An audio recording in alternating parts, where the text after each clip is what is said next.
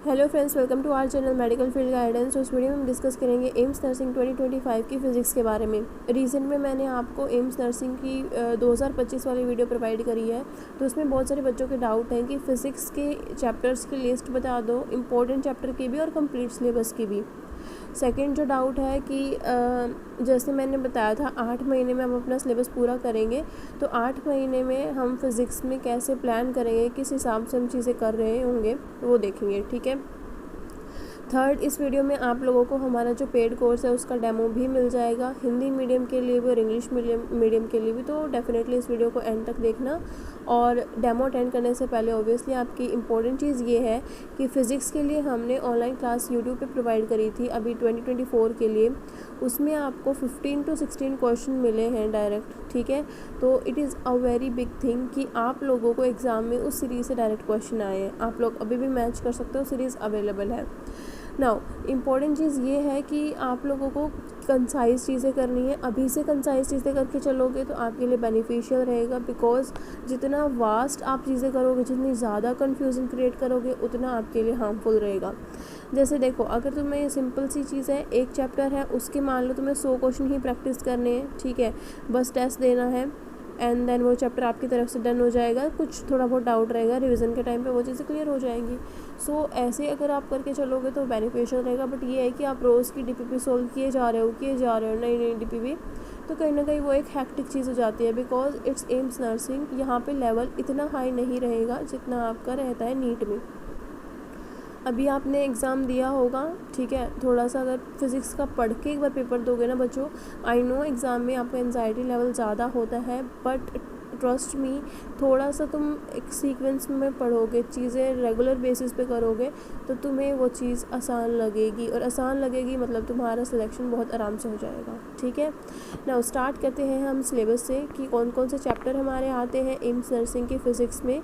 सो जैसे मैंने बोला था, डिलीटेड पोर्शन भी आता है। ऐसा नहीं है कि जो नीट में आ रहा है वो आएगा, आपका कंप्लीट ही सिलेबस आता है। जैसे कि इलेक्ट्रोस्टेट्स में आपका आ गया electric charges and field and electric potential, दोनों ही आते हैं। कैपेसिटेंस से क्वेश्चन भी आते हैं, करंट इलेक्ट्रिसिटी से आते हैं। नेक्स्ट जो है आपका मूविंग चार्ज एंड मैग्नेटिज्म से आते हैं, मैग्नेटिज्म एंड मैटर से भी आते हैं। इलेक्ट्रोमैग्नेटिक इंडक्शन हो गया, अल्टरनेटिंग करंट हो गया। नेक्स्ट जो चैप्टर है इलेक्ट्रोमैग्नेटिक वेव्स हो गई, ठीक है। उसके बाद रे ऑप्टिक्स हो गई, वेव ऑप्टिक्स हो गई। उसके बाद है आपका ड्यूअल नेचर ऑफ मैटर हो गया, ठीक है। एटम्स एंड न्यूक्लियाई हो गया, सेमीकंडक्टर हो गया। अलोंग विद दैट आपका कम्युनिकेशन चैप्टर जो है इसमें वो भी रहता है, ठीक है। कम्युनिकेशन चैप्टर से भी आपके क्वेश्चंस पूछे जाते हैं। नाउ इट इज़ आपकी 12th फिज़िक्स, ठीक है। तो 12th फिज़िक्स ही हम पहले स्टार्ट करेंगे इन are course, because it is very important कि आप लोगों को जो 12th वाले बच्चे हैं साथ साथ एक बार अच्छे से कर लो उस चीज़ को। एंड 12th फिज़िक्स करना इज़ इम्पोर्टेंट इसलिए भी है क्योंकि आप लोगों के क्वेश्चंस जो है यहाँ से आने की प्रोबेबिलिटी ज़्यादा होती है। कंपैरेटिव देखो रहता है 50-50 ही, बट हाँ आप कह सकते हो कि 12th फिज़िक्स का वेटेज रहता है, कई बार 60% यहाँ पे चला जाता है, ठीक है। सो अब ना मैं यहाँ पे इंपॉर्टेंट चैप्टर्स भी बता देती हूँ कि हम यहाँ पे 12th फिज़िक्स में सबसे पहले कौन से चैप्टर कर रहे होंगे जहाँ से क्वेश्चन मेनली आपके पूछे जाते हैं। So starting from our semiconductor, ठीक है, इम्पोर्टेंट है इसको, मतलब 12th physics all important. 12th physics में आप छोड़ ही नहीं सकते हो, ठीक है। 11th फिज़िक्स में काफ़ी चैप्टर छोड़ने वाले हैं भी, बट यहाँ से आपको हर एक चैप्टर अच्छे से करना है। जैसे सेमीकंडक्टर अच्छे से करना है, क्वेश्चन आते हैं, न्यूक्लियाई है, एटम्स है, ड्यूअल नेचर ऑफ मैटर है, ऑब्वियसली ऑप्टिक्स यूनिट ही इम्पोर्टेंट है, ठीक है। उसके बाद यहाँ पे मैग्नेटिज्म वाली यूनिट भी इम्पोर्टेंट है। अब ये वाली जो इलेक्ट्रोस्टेट वाली यूनिट है ये भी इम्पोर्टेंट है। यहाँ से आप लोग ना टॉपिक्स हो सकता है कि सिलेक्टिव कर सकते हो, बट यहाँ से आपको करना सारा पड़ेगा, ठीक है। 11th फिज़िक्स का करते हैं, वहाँ आप चीज़ें छोड़ सकते हो, मैंने स्टूडेंट का लास्ट टाइम भी करवाया है। जैसे देखो चैप्टर 1 जो फिजिकल वर्ल्ड होता है वो तो आपका डेफिनेटली इंक्लूडेड ही नहीं होता। जो नेक्स्ट चैप्टर आता है आपका यूनिट डायमेंशन, ठीक है। फिर motion in straight line, motion in plane, laws of motion, work, energy, power. उसके बाद रोटेशनल मोशन है, ग्रेविटेशन है। फिर आपका प्रॉपर्टीज़ ऑफ मैटर आ जाता है जहाँ पे आपके 3 चैप्टर हैं। देन थर्मोडाइनमिक्स है, फिर बिहेवियर ऑफ गैसेस है, एंड देन आपका ऑसिलेशन एंड वेव है। अब यहाँ पे कौन कौन से चैप्टर आप कर सकते हो, देखो unit dimension is important, kinematics कर सकते हो, इजी है बिकॉज लॉज ऑफ मोशन कर सकते हो, ठीक है। उसके बाद वर्क पावर एनर्जी से सिंपल क्वेश्चन भी आ जाते हैं, तो ये भी हम करवाएंगे, ठीक है। यहाँ से मेनली रोटेशनल मोशन से भी क्वेश्चन आते हैं एंड इजी क्वेश्चन आते हैं, तो हम ये भी करवाएंगे। रोटेशनल मोशन से भी क्वेश्चन आते हैं, बट यहाँ पे देखो 9th and 10th chapter you can leave, ठीक है। ये 9 और 10 चैप्टर आप छोड़ सकते हो। उसके बाद में आपका thermal properties of matter important है, थर्मोडायनेमिक्स इंपॉर्टेंट है एंड काइनेटिक थ्योरी इंपॉर्टेंट है। ऑसिलेशन एंड वेव छोड़ सकते हो। तो यहाँ पे 4 चैप्टर आप स्किप कर सकते हो, बाकी chapter you have to complete, ठीक है। उसके बाद में अब हम बात करते हैं दी, आपने बोला था 8 महीने में सिलेबस पूरा करना है, तो एक बार ओवरव्यू दे दीजिए कि आप 8 महीने में फिज़िक्स कैसे कंप्लीट करवाएंगे, ठीक है। केमिस्ट्री और बायो का तो चलो बायो केमिस्ट्री की वीडियो में हम करेंगे, यहाँ पे पहले हम इसको देख लेते हैं। सो मैंने जैसे बोला आपको स्टार्टिंग करेंगे हम किससे, हमारी फ़िज़िक्स से, ठीक है। ये हमारी फ़िज़िक्स है 12th वाली, इससे हम स्टार्ट कर रहे होंगे। सो सीक्वेंस में चलेंगे, बिकॉज यहाँ पे कोई भी चैप्टर आप छोड़ने वाला है ही नहीं, तो सीक्वेंस में चीज़ें चलेंगी। हम 1 महीने में फ़िज़िक्स में बेसिकली 5 चैप्टर कवर कर रहे होंगे यहाँ से, ठीक है। जैसे 1, 2, 3, 4 एंड 5, ये 5 चैप्टर आपके कब हो गए, जुलाई मंथ में मैंने कंप्लीट कर लिए, ठीक है। जुलाई मंथ में मैंने कंप्लीट कर लिए। अब नेक्स्ट जो मंथ रहेगा उसमें हम करेंगे क्या, जो है लेस कंपैरेटिव टू इनके लेस करेंगे यहाँ पे, ठीक है। जैसे यहाँ पे 5 करें तो यहाँ पे हम 4 करेंगे, सो दैट हमें जो थोड़ा बहुत टाइम है वो रिवीजन के लिए भी मिल जाए। उसके बाद जो नेक्स्ट मंथ रहेगा हमारा अगस्त में हम क्या करेंगे, 1, 2, 3 एंड 4। अब यहाँ पे तुम लोग देख रहे होगे इलेक्ट्रोमैग्नेटिक वेव्स छोटा है, अल्टरनेटिंग करंट EMI ये भी छोटे छोटे चैप्टर हैं कंपैरेटिव टू अदर, जैसे ये बड़े बड़े चैप्टर हैं इनके ऑप्टिक्स वगैरह। तो यहाँ पे तुम्हें सिर्फ एक रे ऑप्टिक्स को करने के लिए अच्छा खासा टाइम मिल जाएगा, और रे ऑप्टिक्स तुम्हें टफ भी लगती है, आई नो। सो ये चीज़ें हम कर रहे होंगे अगस्त में, ठीक है। नाउ अब हम बात करते हैं नेक्स्ट के बारे में, जो हमारा वेव ऑप्टिक्स है, ड्यूअल नेचर ऑफ रेडिएशन है, एटम एंड न्यूक्लियाई है। देखो यहाँ से अब हम करेंगे wave optics, dual nature of atoms, nuclei और आपका सेमीकंडक्टर। ये जो रेस्ट चैप्टर्स हैं ये कब हो जाएंगे, सितंबर में आपके हो जाएंगे, ठीक है। ये हम कब करेंगे, सितंबर में।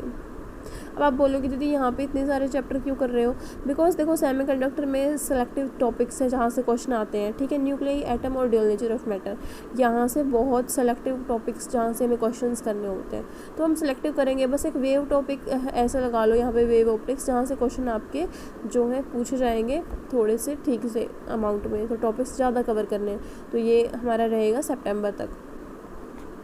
अब हमारे पास में कितने महीने बचे हैं, अक्टूबर, नवंबर, दिसंबर, ठीक है।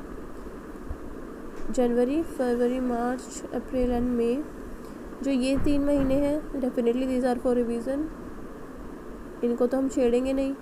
अब हमारे पास में कितने महीने हैं, 5 महीने बचे हैं। सो इन 5 महीनों में नाउ 1 महीना हम अगेन इस चीज़ के रिवीजन में ही लगाएंगे। जुलाई, अगस्त, सितंबर, जो 3 महीने हमने 12th फिज़िक्स करी है, 1 महीना हमारा सितंबर से अगस्त, सितंबर, अक्टूबर तक हम क्या करेंगे। अक्टूबर में मैं आप लोगों का यहाँ पे 12th फिज़िक्स का कंप्लीट यूनिट वाइज टेस्ट हो गया, जो भी आपकी ऐसे एक्टिविटी हो गई वो हम कवर कर रहे होंगे, सो दैट आप लोगों का 12th पोर्शन स्ट्रॉन्ग रहे फिज़िक्स के केस में, ठीक है। अब अक्टूबर का हो गया। अब हम बात करते हैं हमारा बाकी जो रेस्ट कंटेंट हमें यहाँ पे करना है वो, जैसे unit dimension, motion in straight line, motion in law and आपका लॉज ऑफ मोशन। ये जो 4 चैप्टर हैं दिस विल बी इन, ये हम कंप्लीट कर रहे होंगे अक्टूबर से नवंबर मंथ में, ठीक है। Then work power energy, rotational motion and gravitation, ये 3 चैप्टर हम करेंगे दिसंबर में, ठीक है। उसके बाद रेस्ट हमारे जो चैप्टर रहते हैं, हमारा thermal properties, thermodynamics, kinetic theory, ये जो मेन 3 चैप्टर हैं ये हम कब करेंगे, हमारे जनवरी में, ठीक है। अब हम फरवरी में क्या करेंगे, अगेन फरवरी में हम जो 12th फिज़िक्स और 11th फिज़िक्स है उसको अगेन रिवाइज़ करेंगे, और जो यहाँ पे ये जो 4 चैप्टर हमने छोड़े हैं इनको भी हम फरवरी मंथ में कवर कर रहे होंगे। सो यहाँ पे आप खुद देखो कि तुम्हारी कितनी अच्छे से रिवीजन हो जाएगी, और हर मंथ में वो पर्टिकुलर चीज़ें रिपीट होएंगी। जैसे मैंने आप लोगों को बोला था कि एक दिन में आपको लेक्चर मिलेगा, एक दिन में आपको क्वेश्चन बैंक मिलेंगे, और एक दिन में आपको चैप्टर वाइज टेस्ट मिलेंगे। सो अब यहाँ पर आप देखो, आप जब यहाँ पर लेक्चर अटेंड कर रहे हो 3 दिन एक चैप्टर को दे रहे हो, ठीक है। लाइक अगर आप बायो करोगे तब भी आप फिज़िक्स को अगेन रिवाइज कर सकते हो, तो आपके पास में टाइम रहेगा, ठीक है। सो आई होप ये चीज़ आपको समझ में आ गई होगी। Now we will discuss about our demo portion. ठीक है, डेमो पोर्शन पे आते हैं। मैंने यहाँ पे यूनिट डायमेंशन के क्वेश्चन लिए हैं starting from our first chapter, so that आप लोगों को ईजी भी लगे और समझ में भी आ जाए। मेन जो कंटेंट रहेगा फिज़िक्स के केस में वो हम क्वेश्चन फॉर्मेट से यूज़ करेंगे, क्योंकि क्वेश्चन ही इन एंड हमें अप्लाई, मतलब फॉर्मूलाज हमें याद करने हैं ऑब्वियसली, बट हमें अप्लाई करना आना चाहिए। अगर मैं सिर्फ फॉर्मूला थ्योरी पोर्शन आपका करवा रही हूँ तो कहीं ना कहीं वो लैक करता है। ठीक है, स्टार्ट करते हैं। क्वेश्चन है हमारे पास में, the damping force on an oscillator is directly proportional to the velocity, the unit of the constant of proportionality are. अब यहाँ पे देखो हम आधा पढ़ लेते हैं। लाइक अगर मैंने पढ़ लिया डैम्पिंग फोर्स और मैंने बस मुझे यूनिट बतानी है, तो फोर्स की तो यूनिट होती है एफ इज इक्वल टू क्या होता है, मास इंटू एक्सेलरेशन, दैट इज़ के जी इंटू आपका ms-2, ये हो जाएगा। तो ये ऑप्शन में भी हम टिक कर देते हैं। These are silly mistakes. ठीक है, क्वेश्चन को पूरा पढ़ना है। क्वेश्चन में बोला क्या गया है, क्वेश्चन में बोला है कि डैम्पिंग फोर्स जो है वो प्रोपोर्शनल है किसके, वेलोसिटी के, वो भी डायरेक्टली। दैट मीन्स एफ जो है वो डायरेक्टली प्रोपोर्शनल है V K, that is F equals to K into V. अब यहाँ से हमारे पास में यूनिट ऑफ हमें इस कांस्टेंट की जो है वो यूनिट फाइंड आउट करनी है। So K equals to F by V, K is equal to F by V. अब फोर्स की हमारी हो जाएगी के जी, अब हमारा मीटर सेकंड इनवर्स अपॉन हमारे पास में वेलोसिटी की होती है मीटर सेकंड इनवर्स। ठीक है, अब आप इसको कैंसिल आउट करोगे, जो यूनिट आएगी उसको आप लिखोगे, क्या आ जाएगी, के जी तो ऐसे ही रहेगा, मास से मास कैंसिल हो जाएगा, एक एस से एक S1 कैंसिल हो जाएगा, तो S-1, ये आपका आंसर आ जाएगा इन एंड। ठीक है, ऑप्शन सी यहाँ पे हमारा करेक्ट आंसर हो जाएगा। सो दिस क्वेश्चन ये बहुत एक्टिव रहते हैं आपके एग्ज़ाम टाइम में, तो इन क्वेश्चन को अच्छे से करना होता है, क्योंकि अगेन ये सिली मिस्टेक है बट ईजी है। ठीक है, नेक्स्ट बात करते हैं। हमारा ये क्वेश्चन भी काफ़ी रिपीट होता है एग्ज़ाम में। सो इस क्वेश्चन को देख लेते हैं। इन एन एक्सपेरिमेंट 4 क्वांटिटीज़ हमारे पास में गिवन है, जो बेसिकली इस तरीके से पी क्वांटिटी की वैल्यूज़ में आ रही है। अब हमें यहाँ पे बताना है कि इसमें परसेंटेज एरर क्या होगा। बेटा ये क्वेश्चन आपको ना बहुत मिलता है। अब इसमें हम क्या करेंगे, P equals to A3B² upon CD अलग से लिख लेंगे इसको। फिर हम देखेंगे कि हमारे पास में परसेंटेज की वैल्यू गिवन क्या है। अब इसको ना अगर हमें इसमें परसेंटेज एरर निकालना है तो हम निकालेंगे percentage error in P, that is equal to हो जाएगा, जो पावर है उसको एक आगे ले आओ, del A by A, plus again जो पावर है उसको आगे ले आओ, डेल बी बाई बी। अब इसमें भी प्लस करेंगे सी, डेल सी बाई सी, जो पावर तो 1 ऊपर सी के। अब यहाँ पे डी के ऊपर क्या पावर है 1, तो 1 डी बाई डी। अब आप बोलोगे दी ये यहाँ से ऊपर जा रहा है, ठीक है, तो माइनस होना चाहिए, माइनस नहीं होता है। ठीक है, एरर में आप माइनस नहीं लगाते हो। सो यहाँ पे अब हम वैल्यू पुट कर देंगे, डेल ए बाई ए की जो ये वैल्यू गिवन है वो कितना है, ए में कितना आपका परसेंटेज एरर है 1%, तो यहाँ पे 1% पुट कर देंगे, प्लस 2 में कितना गिवन है 2%, प्लस इसमें कितना गिवन है 3%, प्लस इसमें कितना गिवन है 4%। अब बस इसको कैलकुलेट करोगे, 3 1 ज़ा 3 प्लस 2 2 ज़ा 4 प्लस 3 प्लस 4 कितना हो जाएगा, 4 और 3 7, 4 और 3 7, 7 और 7 कितने हो गए 14, 14 आंसर यहाँ पे आएगा। ठीक है, उसके बाद नेक्स्ट क्वेश्चन पे मूव करते हैं। Dimension of stress. अब यहाँ पे ये भी एक वैरायटी आती है यहाँ से क्वेश्चन की, स्ट्रेस के डायमेंशन को भी आपको क्वांटिटी दे देंगे, उसका आपको डायमेंशन फाइंड आउट करना है। बस आपको फॉर्मूला पता होना चाहिए। स्ट्रेस का फॉर्मूला हमारे पास में होता है फोर्स अपॉन एरिया। फोर्स का क्या होता है m1 L1 T-2, L का क्या होता है L², जस्ट ये आएगा। अब हम इसको सॉल्व करेंगे तो क्या आएगा, m1 L2 को ऊपर ले जाओ, L-2 हो जाएगा, 1 ऊपर प्रेजेंट है ऑलरेडी, L-1 और T-2, दैट इज़ आंसर। ठीक है, so this question are very very easy. Again अगर आप थोड़ा सा एक्टिव प्रेजेंस दिखाओगे तो अच्छा स्कोर कर लोगे। ओके, अब हम बात करेंगे हमारे पास में इस क्वेश्चन के बारे में। ये क्वेश्चन भी काफ़ी प्रोमिनेंट रहता है। If force, velocity and time are taken as fundamental units, the dimension of mass, ये हमारी मास के हमारे क्या है इन्वर्सली प्रोपोर्शनल है, एफ बी और टी। ठीक है, तो अब हमें बताना है कि अगर हम ये ऐसे है तो मास का हमारा यहाँ पे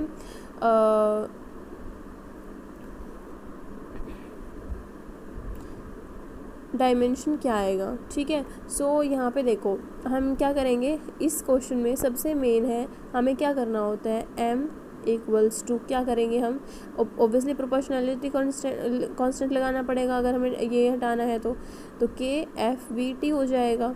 ठीक है, वैसे दैट डजेंट मैटर, अगर आप ये चीज़ नहीं करोगे डायरेक्ट हम क्वेश्चन के ऊपर आएंगे।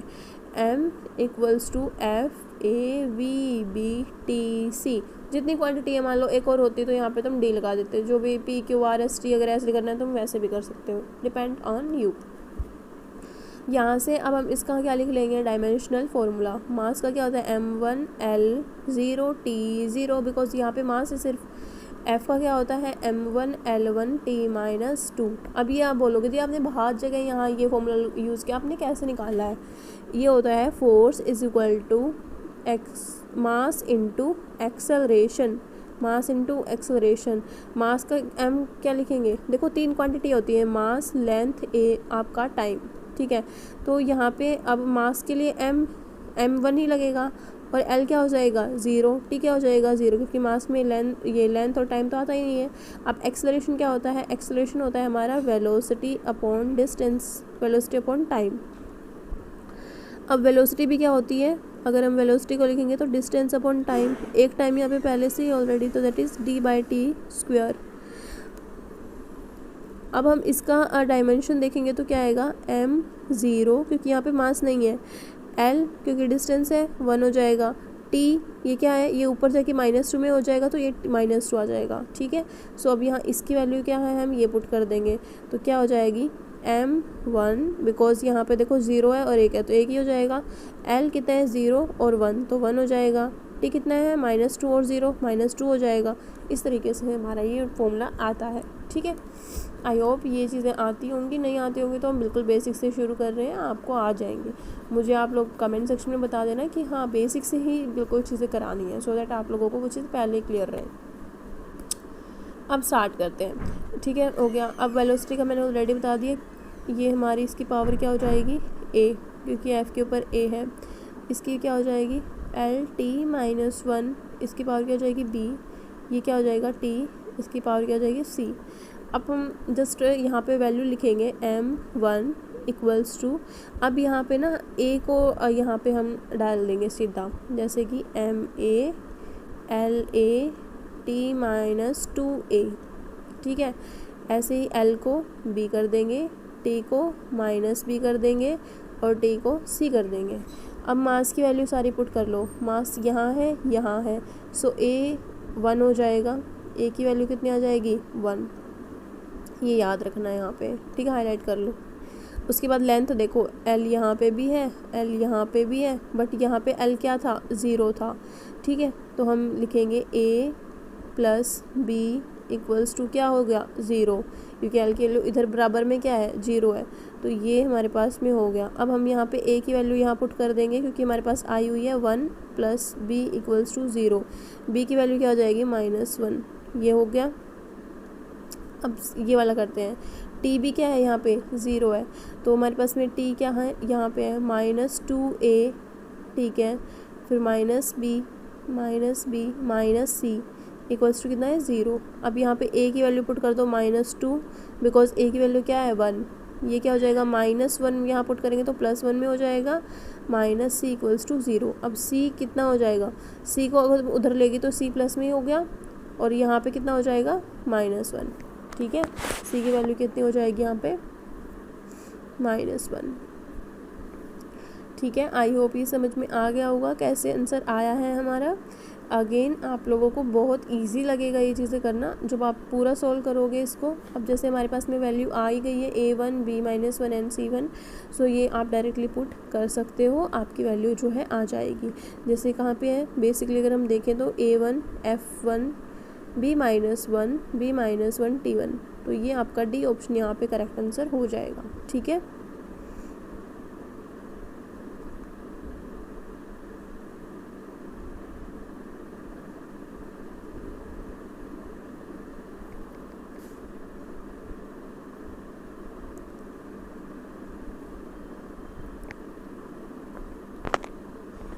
अब बात करते हैं हिंदी मीडियम स्टूडेंट्स के बारे में। हिंदी मीडियम का भी हमने सेम क्वेश्चन ही डाले हैं, ठीक है। जैसे कि सबसे पहला क्वेश्चन आपका है यूनिट के लिए, मात्रक के लिए, यूनिट मात्रक, ठीक है। ऊष्मा चालकता का मात्रक क्या है? ऊष्मा चालकता की दर हमें पता होनी चाहिए। सबसे पहले क्या होती है, dQ/dt equals to KA dt by dx। ये हमारी ऊष्मा चालकता की क्या है, दर है, जहाँ पे K क्या है, हमारी ऊष्मा चालकता। अब K ऊष्मा चालकता है तो इसको इधर ले आएंगे और हम सोल्व करेंगे। जैसे K क्या हो जाएगा, ये हमारे पास में dQ divided by dt upon A into dt by dx, ठीक है, ये हमारी रहेगी। अब हमें पता है इसका मात्रक क्या होता है, हमारे पास में W, और A का मात्रक क्या होता है हमारे पास में, A का मात्रक क्या होता है हमारे पास में M, और dt बाई dx का मात्रक हमारे पास में क्या हो जाएगा, K। W by M by into K, ठीक है। अगर हम सही से देखें तो W M minus 1 K minus 1 इसका करेक्ट आंसर आएगा, that is A option. Next जो हमारे पास में क्वेश्चन है, अगेन ये क्वेश्चन मैंने इंग्लिश मीडियम वाले स्टूडेंट्स को करवाया है, आई होप तब भी आपको समझ में आया होगा। मैं यहाँ पे भी एक बार करवा देती हूँ। किसी प्रयोग में भौतिक राशियों ABCD की माप में होने वाली त्रुटि की प्रतिशतता क्रमशः 1%, 2%, 3%, 4% दी गई है, तब x की माप, जबकि x की वैल्यू ये है, अधिकतम त्रुटि बतानी है, इसमें क्या होएगी। अधिकतम प्रतिशत त्रुटि आए तो हमें सिंपली ये वैल्यू है, इसको हमें अलग से लिख लेना है, A2B half upon C 1/3 D/Q, ठीक है, D की घात 3।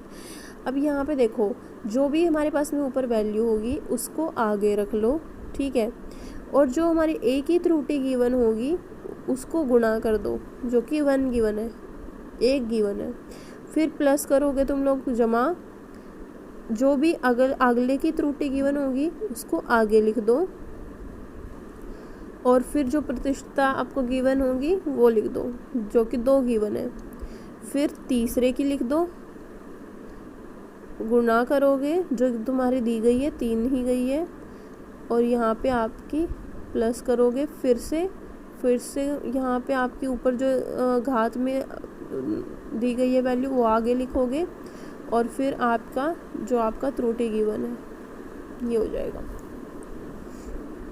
कितना हो गया, ये कैंसिल हो जाएगा, ये कैंसिल हो जाएगा, 2 + 1 + 1 + 12 कितना आ जाएगा, 16%, ठीक है। सी ऑप्शन यहाँ पे आपका सही आंसर चला जाएगा। अगला क्वेश्चन ये भी सेम मैंने आपका करवा दिया है, यहाँ पे बस मैं आपको बता देती हूँ किस तरीके से होगा। बल, वेग, समय, ये 3 गिवन है आपको, मूल मात्रक मान लिया जाए तो द्रव्यमान की विमाएँ बतानी है। द्रव्यमान m है, इसको प्रोपोर्शनल कर दोगे तुम बल के, वेग के और आपके समय के, ठीक है। आगे मैंने पूरा बताया हुआ है, वो आपको इसको A मानना है, B मानना है, C मानना है, इंग्लिश मीडियम की तरह ही है, वो सारी चीज़ें आपकी सेम है। विमाओं में आपकी अगेन मास, द्रव्यमान रहेगा, ठीक है, लंबाई रहेगी और समय रहेगा, वो सारी चीज़ें ऑब्वियसली थोड़ा बहुत आप समझ रहे होंगे, तो वहाँ से आप सेम कर सकते हो।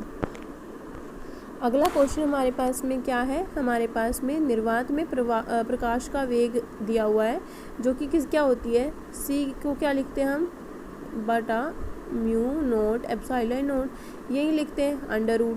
तो ये क्या है हमारे पास में निर्वात में प्रकाश का वेग है तो क्या है, ये वेग है। वेग क्या होती है, वेग क्या होती है, v से डिनोट करते हैं, तो v को हम विमा है वो उसको क्या लिखते हैं, LT-1, t की घात क्या हो जाएगी, -1, तो ये सिंपल हो जाएगा, आपका सी ऑप्शन यहाँ पे करेक्ट आंसर चला जाएगा, ठीक है। इस तरीके से हम क्वेश्चन कर रहे होंगे in both Hindi medium and English medium.